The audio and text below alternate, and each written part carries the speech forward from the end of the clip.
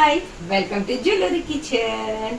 నవరాత్రులలో 5వ రోజు అమ్మవారి అవతారము అలంకరణ శ్రీ లలితా త్రిపుర సుందరి దేవి అలంకరణ అనమాట. ఈరోజు లలిత సహస్రనామాలు చదువుకోండి, చాలా మంచిది. 5వ రోజు లలిత సహస్రనామాలు చదువుకుంటే ఎంత వీలైతే ఎన్నిసార్లు వీలైతే అన్నిసార్లు చదువుకోండి, చాలా మంచిది. అలాగే అమ్మవారికి ప్రసాదము నివేదించేది దద్దోజనము. అమ్మవారికి కట్టే చీరనేమో ఎల్లో అండ్ పింక్ అనమాట. ఇవాళ దద్దోజనం ఒకసారి ఎలా చేయాలో చూసేద్దాం. దద్దోజనానికి ముందుగా అన్నం వండి పెట్టుకోవాలి. అన్నం కొంచెం మెత్తగా ఉండాలండి. పులిహోరకి అయితేనేమో కొంచెం పొడి పొడిగా ఉండాలి కదా, అది దద్దోజనానికి అయితే మాత్రం కొంచెం అన్నం మెత్తగా ఉండాలి. వండి చల్ల చేసి పెట్టుకున్నా ఆల్రెడీ ఇక్కడ. నెక్స్ట్ ప్యాన్ పెట్టేసుకొని అందులో పోపు కోసం ఆయిల్ వేసుకోవాలి. నెయ్యితో పోపు పెట్టుకున్నా కూడా బాగుంటుంది.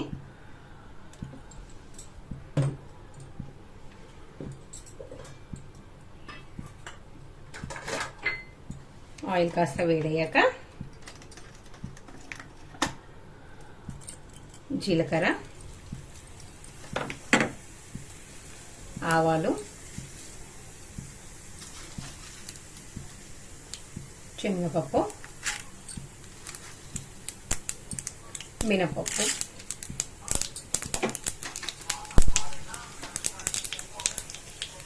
నాలుగు ఎండుమిర్చి, సన్నగా తరిగి పెట్టుకున్న పచ్చిమిరపకాయలు,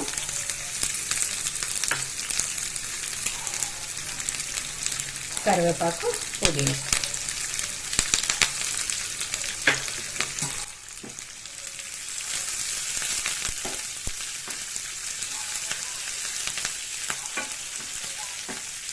ఇందులోనే సన్నగా తరిగి పెట్టుకున్న అల్లం ముక్కలు. ఈ అల్లం ముక్కలు ఉంటేనే మంచిగా అనిపిస్తుంది, టేస్ట్ వస్తుంది అనమాట. మనం తింటూ ఉంటే పళ్ళ కిందకి వస్తుంది కదా, మంచి టేస్ట్ వస్తుంది. అని మిరియాలు, చిన్నపిల్లలు ఉంటే మిరియాలు తినలేకపోతే మిరియాల పొడి చేసి వేసుకోవచ్చు.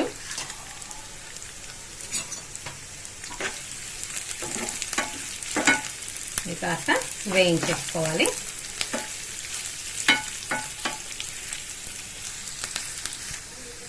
హాఫ్ టీ స్పూను సొంటి పొడి. ఇది నేతిలో వేయించి సొంటిని పొడి చేసి పెట్టుకొని వేస్తే బాగుంటుంది టేస్ట్.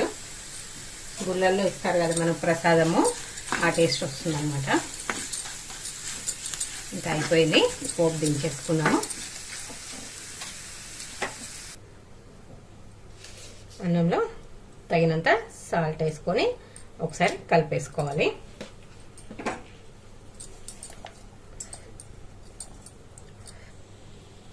నెక్స్ట్ పెరుగు 1 కప్పు. అన్నం చూసుకొని వేసుకోండి. 1 కప్ అంటే 1 కప్ అనే కాదు, మన రైస్ క్వాంటిటీని బట్టి వేసుకోవాలి. నెక్స్ట్ పాలు కూడా 1 కప్పు, ఇంకొంచెం ఎక్కువ కూడా పోసుకోవచ్చు. పెరుగు కన్నా పాల క్వాంటిటీ ఎక్కువ ఉందనుకోండి, రైస్ ఏంటంటే కర్డ్ రైస్ పుల్లగా అవ్వకుండా ఉంటుంది అనమాట. కాసేపు అవ్వగానే పుల్లగా అయిపోతుంటుంది కదా, అలా పుల్లగా అవ్వకుండా ఉంటుంది. పాలు ఎక్కువ పోసుకోవాలి పెరుగు కన్నా. గుళ్ళలో అందుకే మనం ఎంతసేపటికి వెళ్ళినా కూడా అది పుల్లగా ఉండదు, చూడండి, టేస్టీగా ఉంటుంది. అదే మనం ఇంట్లో చేసింది అయితే కాసేపటికే పుల్లగా అయిపోతుంది కదా. ఏంటంటే మెయిన్ ట్రిక్ ఇదే అనమాట. పెరుగు కన్నా కొన్ని వాళ్ళు పాలు ఎక్కువ పోస్తారు, అందుకే పుల్లగా అవ్వకుండా ఉంటుంది. లాస్ట్లో పోపు వేసి కలిపేసుకోవాలి. కొంచెం పడితే ఇంకా కొన్ని పాలు పోసి కలిపేసుకుంటే మన దద్దోజనం రెడీ అయిపోతుంది.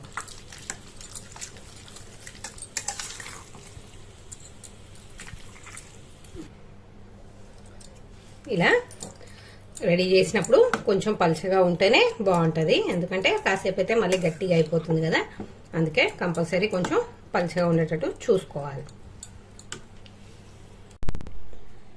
ఇంతేనండి, దద్దోజనం ప్రసాదం రెడీ అయిపోయింది. ఈరోజు అమ్మవారు శ్రీ లలితా త్రిపుర సుందరి దేవి కదా, అమ్మవారికి ఇలా దద్దోజనం ప్రసాదం చేసి నివేదించేసేయండి. 6వ రోజు అమ్మవారి అలంకరణ శ్రీ మహాలక్ష్మీదేవి అలంకరణ. ఈరోజు అమ్మవారికి గ్రీన్ అండ్ పింక్ శారీ కడతారు. చదువుకోవాల్సింది శ్రీ సూక్తము ప్లస్ మహాలక్ష్మి అష్టకము చదువుకోండి. ప్రసాదం ఏమో కేసరి. ఇప్పుడు కేసరి ఎలా చేయాలో చూసేద్దాం.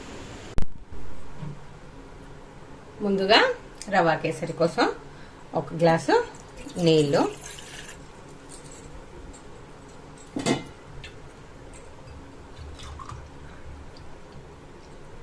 సేమ్ అదే క్వాంటిటీలో పాలు, నెక్స్ట్ షుగర్ 1 కప్ తీసుకుంటే రవ్వ కూడా 1 కప్, 1 కప్ రవ్వ, 1 cup sugar, 1 cup water, 1 cup పాలు. ఇవి కాస్త వేడవ్వాలి. ఇవి కాస్త వేడై మరిగేలోపు మనం నెక్స్ట్ ప్రాసెస్కి వెళ్ళిపోదాము.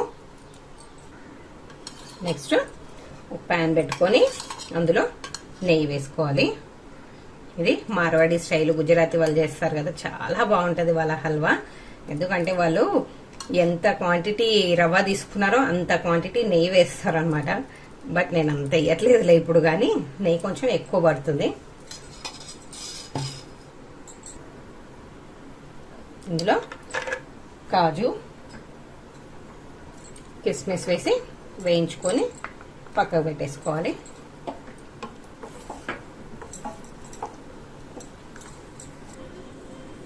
నెక్స్ట్ అందులోనే రవ్వ కూడా వేసి వేయించుకోవాలి. ఇది చాలా దూరగా వేయించాలి, కలర్ చేంజ్ అయ్యేంత వరకు వేయించుకోవాలి. కలుపుతూ ఉండాలి, లేకపోతే మాడిపోతుంది.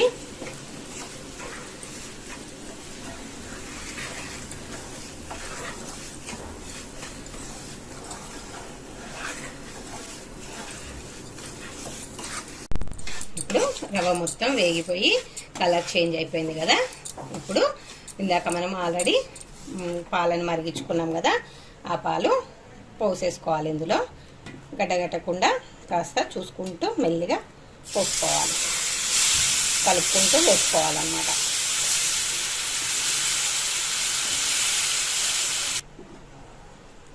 ఇలా పాలన్నీ పోసేసుకొని మొత్తం మంచిగా దగ్గరకు అయ్యేంత వరకు ఉడికించేసుకోవాలన్నమాట. రవ్వ మొత్తం దగ్గరకు అయ్యి ప్యాన్కి అంటకుండా వస్తుంది, అప్పటి వరకు ఉడికించేసుకోవాలి.